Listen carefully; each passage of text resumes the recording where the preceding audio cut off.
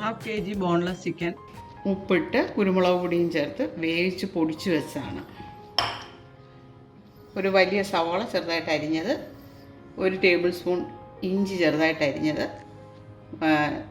അതിൻ്റെ paste ഇടുന്നതിലും taste ആയിരിക്കും ഇങ്ങനെ അരിഞ്ഞെടുക്കുന്നത്. അതുപോലെ 2 പച്ചമുളക് ചെറുതായിട്ട് അരിഞ്ഞത്, ഒരല്പം കറിവേപ്പില ചെറുതായി അരിഞ്ഞത്, ഉരുളക്കിഴങ്ങ് അത് കുക്കറിൽ വേവിച്ചെടുത്താണ് ഉപ്പിട്ട് അത് ഉടച്ച് വെച്ചേക്കാണ്.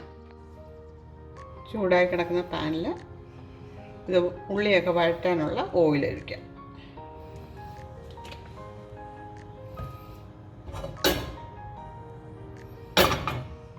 ഓയിൽ ചൂടായി ഞാൻ അതിലേക്ക് ചെറുതായി അരിഞ്ഞ് വെച്ച് ഇഞ്ചി ചേർക്കാം. ഉള്ളി,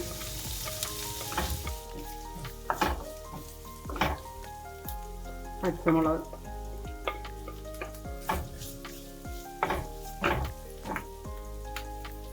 കറിവേപ്പില,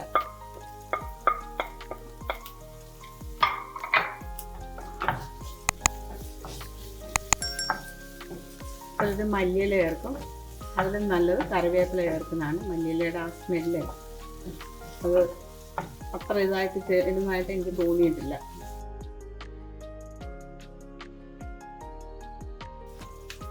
ആവശ്യത്തിന് ഉപ്പ് ചേർക്കാം. ചിക്കന് അതുപോലെ തന്നെ ഉരുളക്കിഴങ്ങ് വേവിച്ചതിനകത്ത് ഉപ്പിട്ടിട്ടുണ്ട്. അതൊക്കെ നോക്കി വേണം ചേർക്കേണ്ടത്.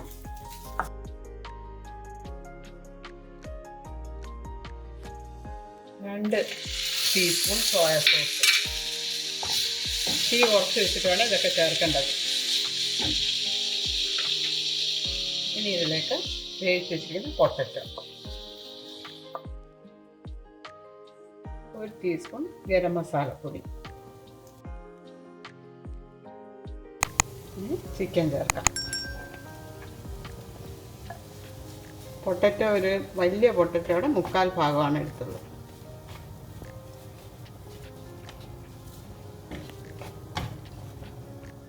ഇനി തീ ഓഫ് ചെയ്യാം. നമുക്കിതിൻ്റെ ഉപ്പൊക്കെ ഒന്ന് നോക്കണം, പോരാത്തത് ചേർക്കാം. ഒരല്പം കുരുമുളക് പൊടിയും കൂടെ വേണം. ഉപ്പും സോയാ സോസും ഒക്കെ ആവശ്യത്തിനുണ്ട്.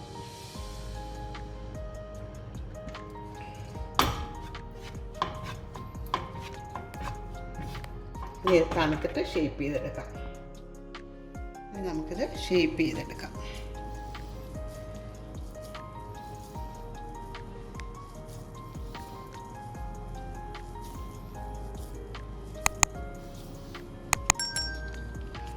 ഈ ഷേപ്പിൽ ചെയ്യാൻ വേണ്ടിയിട്ടാണ്.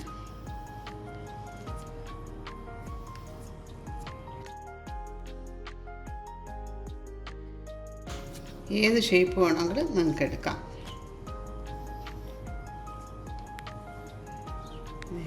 ഇത് നോക്കി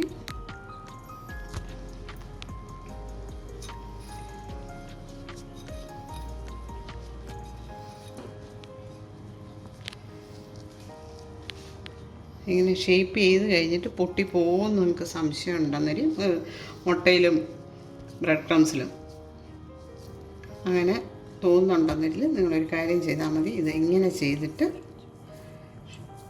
നല്ലപോലെ മുറുക്കി പിടിക്കണം. പിടിച്ചിട്ട് മുട്ടയുടെ വെള്ള മാത്രം എടുത്താൽ മതി ഇതിന് മുക്കാനായിട്ട്.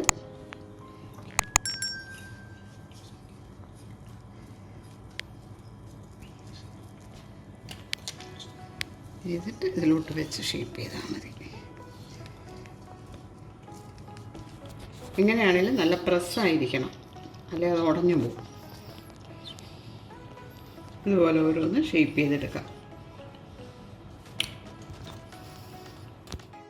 ഓരോന്ന് ഇതിലേക്കിടാം.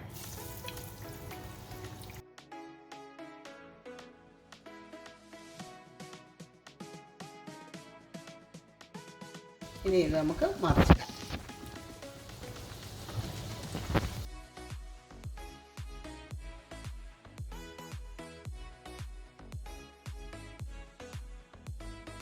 ഇനി ഇത് പ്ലേറ്റിലേക്ക് മാറ്റാം.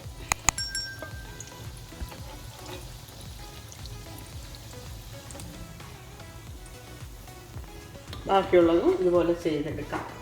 ചിക്കൻ കട്ട്ലറ്റ് ഉണ്ടാക്കുമ്പോൾ ആദ്യം നല്ലപോലെ എണ്ണ ചൂടായി കഴിഞ്ഞിട്ട് മീഡിയം ഫ്ലെയിമിലിട്ട് വേണം ചെയ്യേണ്ടത്.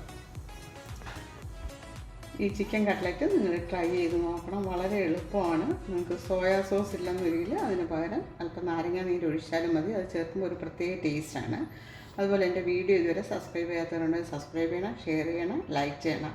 അതുപോലെ കമൻറ്റ്സ് അറിയിക്കാൻ മറക്കരുത്. Thanks for watching this.